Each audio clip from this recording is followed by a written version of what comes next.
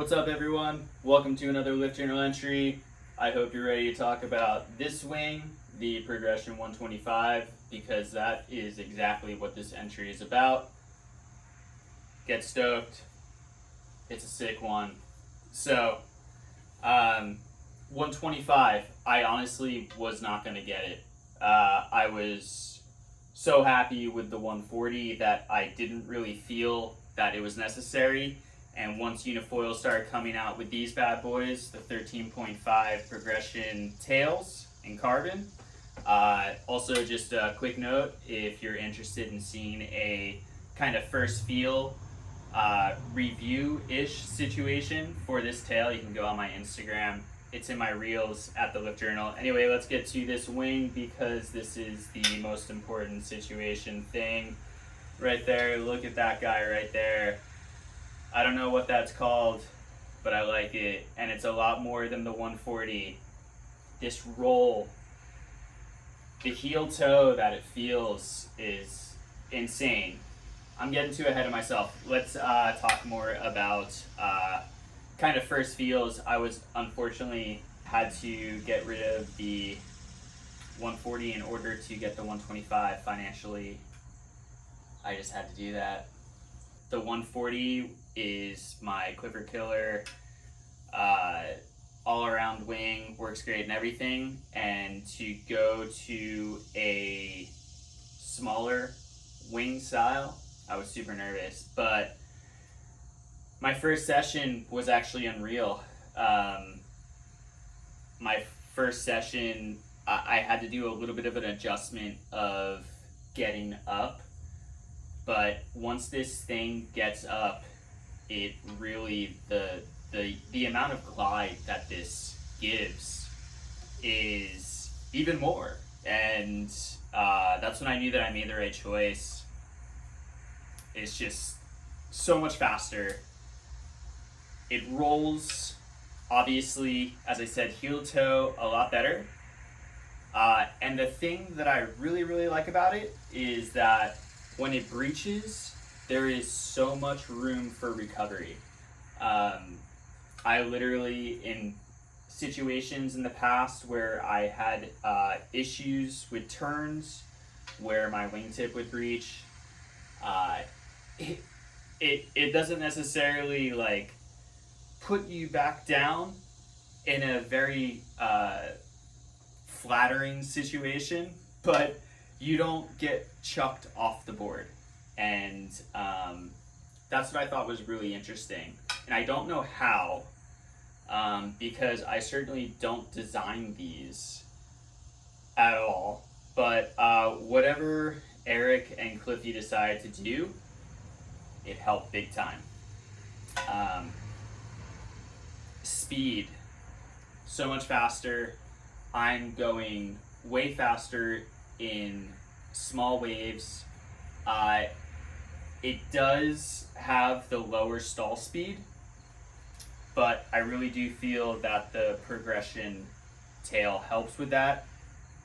It definitely helped with the 140. It made the 140 feel like the 170, and I have an odd feeling that the progression tail is making the 125 feel similar to the 140, just obviously in a smaller package.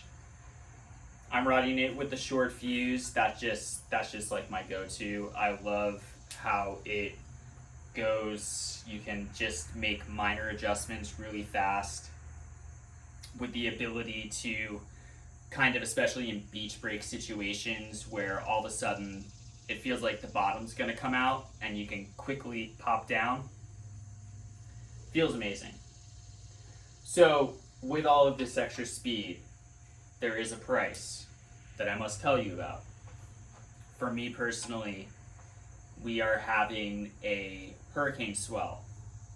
And yesterday I rode this foil twice, and at the beginning of the day, it was windy and I could feel the swell starting to come up, and this felt pretty good. And then by the end of the day, the swell just kept coming in. I could feel it. It wasn't big waves, but I could feel the force underneath it. So with getting used to a new wing, to begin with that's going to be faster. The turning radius is going to be sharper. I am not used to it. I'm trying my best, but it is breaching when I'm coming down. Now, I had a similar issue to that when I was using the 140, and what I found fixed that was my trusty shunt 13. I'm going to be giving this a try because it's just supposed to be getting bigger and bigger. I'm going to see if that kind of helps with that. The progression to a lot of people, including myself, has always been something that is a fast foil, but when you are carving, I personally love the shunt. It just gives that more front foot pressure. I have tons of footage proving it for my personal foiling. And another thing that I'm thinking about trying is also the negative shims. So I have the 0.5, the 1, and the negative 1.5 as well. I was thinking about maybe trying this, giving it a little less lift, hopefully maybe fixing that situation in the turns. The only thing is, now I'm just giving myself more speed. So I'm trying to find that happy medium. Now, the last thing, and this is all tuning, personal tuning. Keep in mind, I have been riding this for the past 4 days. I've had some magical sessions on super, super duper small waves. When it's getting bigger, I've always had issues with the things that I'm talking about now. I totally forgot that Eric, the designer, suggested in the progression forum to move your mast a half an inch to an inch back. Because this particular foil, where it sits on the mast, it has a lot more area right there compared to the other progressions. It's actually not that much, but it's enough, and every single tiny measurement counts so much.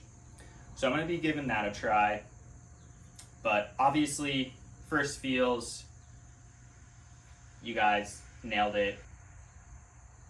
I had my longest shore runner at a fast speed. I was averaging 16 miles an hour on a less than waist high day, and my longest one was 3,300 feet, which is kind of insane to me. I literally first time went parking lot to the point of where it took about 20 minutes to walk all the way back to where my car is, which really makes me think that I have to start walking around my block in the morning just to get used to that. It's so fun.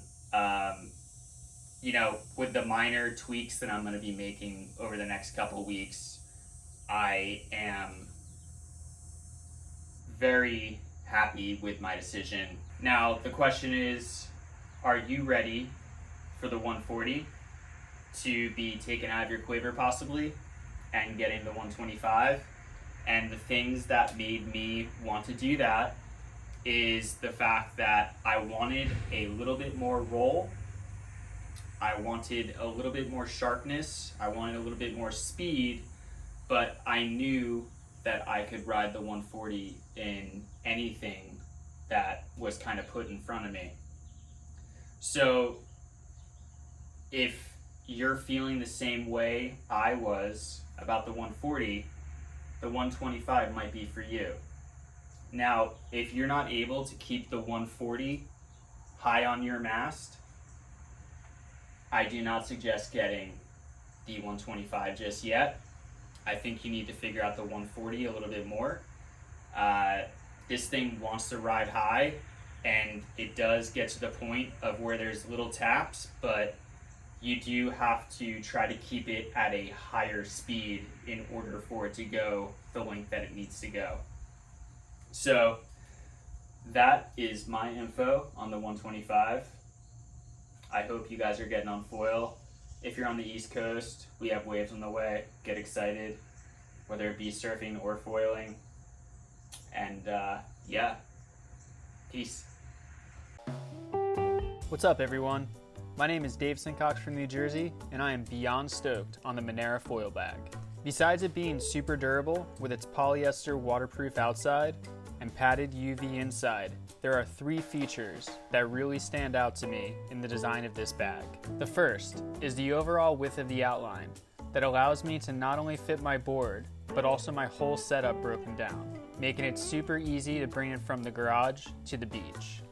The second feature is the outside access Velcro pocket, which I really dig because I like the idea of some padding between my board and my foil tools. They also designed it big enough to carry my phone, keys, GoPro, a few extra tails, shims, and tools to swap out gear on the beach. The third feature is the mask slot and Velcro closure at the tail. This allows me to easily remove the setup foil from the bag without the use of zippers on each side. Remember, when that tide is dropping, every second counts. Although known for their wetsuits, Monera's foil-specific accessories are what I love about the brand, designing with function and fashion, which keeps me organized on and off the beach.